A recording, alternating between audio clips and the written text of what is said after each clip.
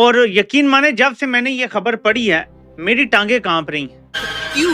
क्या हुई? Army chief general Upendra Dwivedi ने बड़ा बयान दिया है। उन्होंने कहा है कि जल्द ही वो युद्ध होगा जिसकी हम कल्पना करते हैं। My God!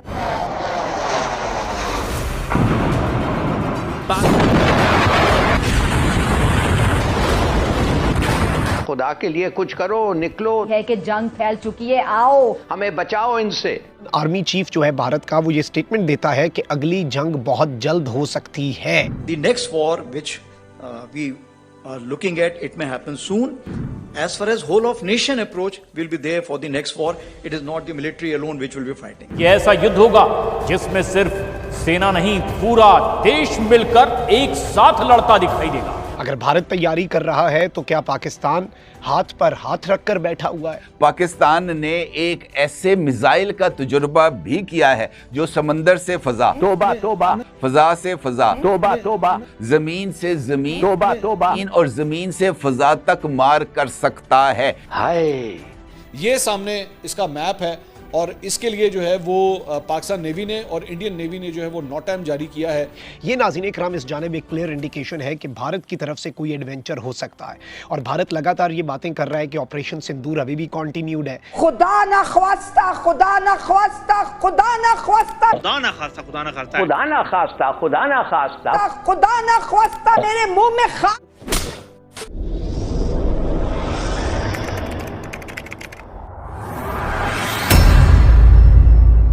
नमस्कार दोस्तों, स्वागत है आपका पाकिस्तान की बर्बादी में। जी हाँ, तो आज की बर्बादी कुछ इस तरह है कि भारत के army chief general Upendra Dwivedi ने आज एक ऐसी स्टेटमेंट दे दी है कि जिसे सुनने के बाद आज एक बार फिर पूरा पाकिस्तान छाती पीट पीट कर रो रहा है। जी हाँ, तो खबर कुछ इस तरह है कि भारत के army chief general Upendra Dwivedi ने कल अपनी एक स्पीच के दौरान कहा कि जल्द ही पाकिस्तान के साथ एक ऐसा युद्ध होगा जिसकी हम कल्पना करते हैं। उन्होंने यह भी कहा कि इस बार युद्ध बिल्कुल ही अलग होगा। ये ऐसा युद्ध होगा जिसमें सिर्फ भारतीय सेना ही नहीं बल्कि पूरा का पूरा भारत ही एक साथ लड़ता दिखाई देगा। जी हाँ, और यह भारत के army chief general Upendra Dwivedi की स्टेटमेंट आज पाकिस्तान के आर्मी चीफ आसिम मुनीर के लिए एक सख्त संदेश दिया जा रहा है कि जहां भाग सको तो भाग लो अमेरिका, चीन, क्योंकि भारत बहुत जल्द ही ऑपरेशन सिंदूर 2.0 लॉन्च करने वाला है। जी हाँ, और इसी को देखते हुए भारतीय सेनाओं की तरफ से नोटम जारी कर दिया गया है। अरेबियन सी में कल भारतीय सेनाएं युद्ध अभ्यास करने जा रही हैं। जी हाँ, खैर दोस्तों, आपसे छोड़िए, हम पहले पाकिस्तानी मीडिया का रिएक्शन देखते हैं। भारत का जो आर्मी चीफ है उसने स्टेटमेंट दी और उसने कहा कि भाई जो नेशंस डिफेंस है यानी कि मुल्क का जो दिफा है ना, वो सिर्फ आर्मी का काम नहीं है। उसने कहा कि it is not just military's job and I urge citizens and scientists to join nation's defence. मैं शहरियों को कहता हूँ और साइंसदानों को कहता हूँ कि आपको भी मुल्क के दिफा के लिए सामने आना पड़ेगा और ये सिर्फ और सिर्फ फौज का काम नहीं है। अब ये स्टेटमेंट इसने दी। अच्छा, फिर इसके साथ ही साथ इसने कहा कि नेक्स्ट वॉर मे हैपन सून, यानी अगली जंग जो है वो बहुत जल्द हो जाएगी। Army chief general Upendra Dwivedi hints amidst geopolitical tensions. ये अब कौन रिपोर्ट कर रहा है?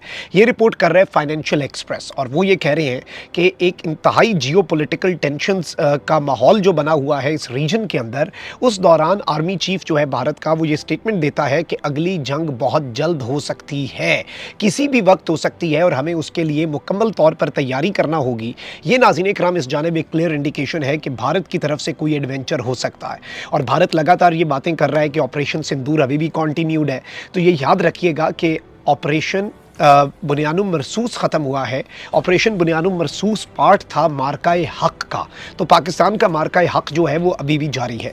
पाकिस्तान अपनी तैयारियां कर रहा है। पाकिस्तान भारत की प्रॉक्सीज BLA और TTP से भी लड़ रहा है और भारत के लिए भी मुकम्मल तौर पे तैयार है। पिछली मरतबा तो सिर्फ पाकिस्तान ने भारत को ज़रा फाइटर जेट्स के मैदान में भारत जो है उसके साथ एक इस तरह का पंजा लड़ाया कि आज तक भारत जो है वो रुसवा हुआ है। तो अब पाकिस्तान ने Z10ME जो अटैक गनशिप हेलीकॉप्टर फ्राइटर्स हैं चाइना से आने वाले, वो भी अपनी फ्लीट के अंदर शामिल करके ऑपरेशनलाइज कर दिए हैं। इस वक्त पाकिस्तान जो है वो मुकम्मल तौर पे तैयारियां कर रहा है। तो वहीं दूसरी जानिब नाज़रीन इकराम, टर्किश एयरफोर्स का A400M Atlas heavy cargo aircraft, अब ये याद रखिएगा ये आम कार्गो एयरक्राफ्ट नहीं है, यानी कोई प्राइवेट कार्गो एयरक्राफ्ट नहीं है, ये टर्की की जो एयरफोर्स है उसका A400 एटलस हैवी कार्गो, यानी बहुत बड़े पैमाने पर ये सामान ला सकता है और इसका रजिस्ट्रेशन नंबर है 18-0094। नाज़रीन इकराम, ये रावलपिंडी के नूर खान एयरबेस पे लैंड किया है।